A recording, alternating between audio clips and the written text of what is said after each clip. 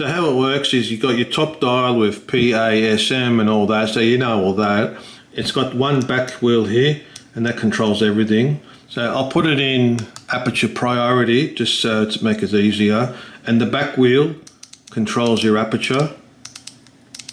Obviously when you're in shutter priority, it controls your shutter.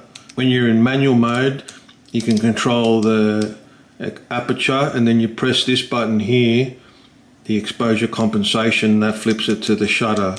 So you can flip between it when you're in manual. So let's go back to aperture priority.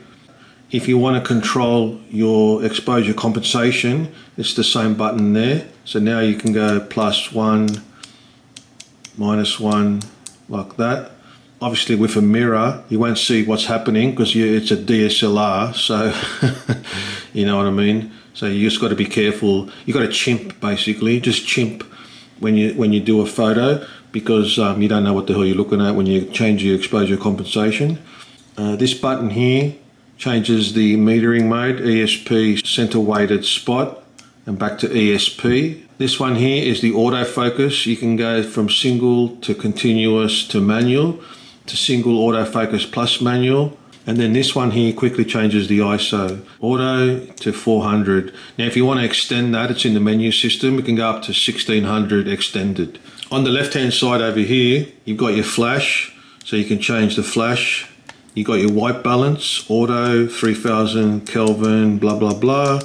It's actually got presets, 1, 2, 3, sunny, cloudy, inside, and then custom white balances. So I just leave it on auto, because you know me, I'm a Dumbo. This one is your raw plus super high quality, high quality, super high quality, TIFF, raw by itself. I use this one, raw plus super high quality. So it's 3264 by 2448. That's for the JPEG. And this little button number here just tells you how many shots you've got left. I used a compact flash card, 8 gig, that's enough. I think if you have a 64 gig card, it'll only read up to 32. It's got that super dust cleaner thing when you turn it on and off. And then this one is info. You can turn the screen on and off. And also when you're in playback mode, you can get all the info up. And then this one you can delete. You can use these arrows here to delete. There's the OK button down here. Over here is the dioptic to adjust the eye level. Over here it's got USB and video out, and then it's got a DC 9 volt. Okay, so the menu is pretty basic. So the first one is your exposure compensation. You can change the raw. A lot of this shit you can do on the super control panel anyway. Flash, autofocus changing, white balance changing, ISO changing, metering changing, and the focus, auto, left, center, right, auto. So I just leave it on center, it's just easier, and then recompose. Menu 2, card setup. You can format it if you want. Oh shit, just kidding. And then you've got drive, single, multiple, bracket, timer, flash timer. Check this out.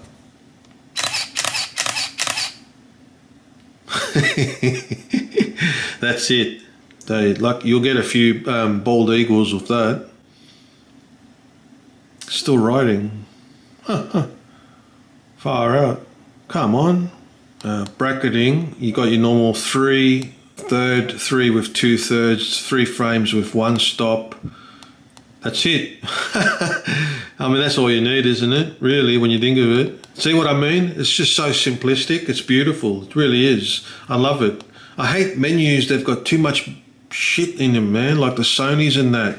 Even the Olympus, the new cameras. It's just too much. You get brain overdrive. Anyway. And then that's the self timer. You've got 2 seconds and 12 seconds. That's it. Perfect. This is your one touch white balance. If you want to do that. You got your black and white, your sepia, you've got your normal low key graduation. This is really good. I'm going to do a photo walk with this where I'm going to put it to say saturation 1, contrast, I'm going to put it high contrast +2, sharpness +1, and this is your playback mode, which is pretty basic. And then you've got advanced, you've got what your EV step in thirds or 2/3 or full stops.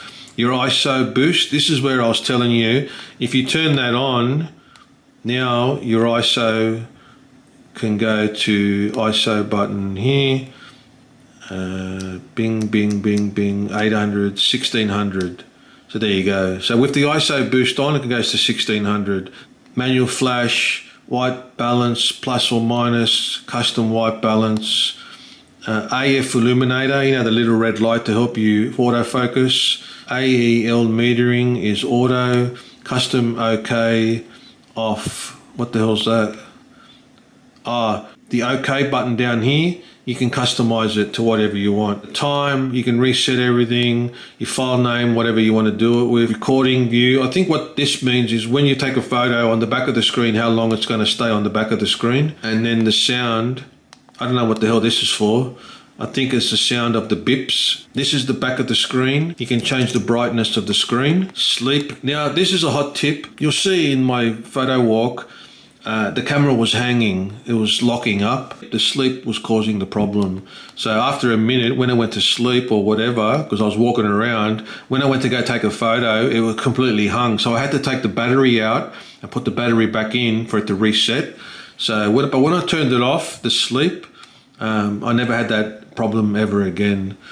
PC mode, that's when you want to put your USB in here and then you can put it on your computer.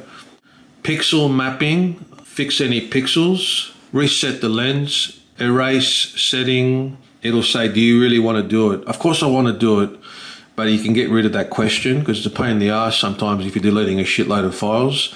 Color space is the RGB or the Adobe. Focus ring, when you turn your focus, which way do you want to turn it, left or right? Oh, sugar. And then firmware is currently body is 1.0 and the lens is 1.2. Okay, so that's a short guide to the E300 menu system. Like I said, it's pretty easy, which is what I really like. I really like that. I like how so simple it is, how so simple things are back in the day, 20 years ago. None of these stupid menus where you have to drill through so many bloody menus to find out one little thing. That's all you really need. You want to take a photo, that's the bare minimum of what you need, which is good. One thing it doesn't have is the filters for the black and white, the yellow, orange and green filters. So I think that came out in the E500. Anyway, that's it. Thanks for watching. I'll be doing some more photo walks with the E300, so make sure that you subscribe to the bloody channel because it's been 5 years and there's no one subscribing. Anyway, thanks a lot. I'll catch you on the next one.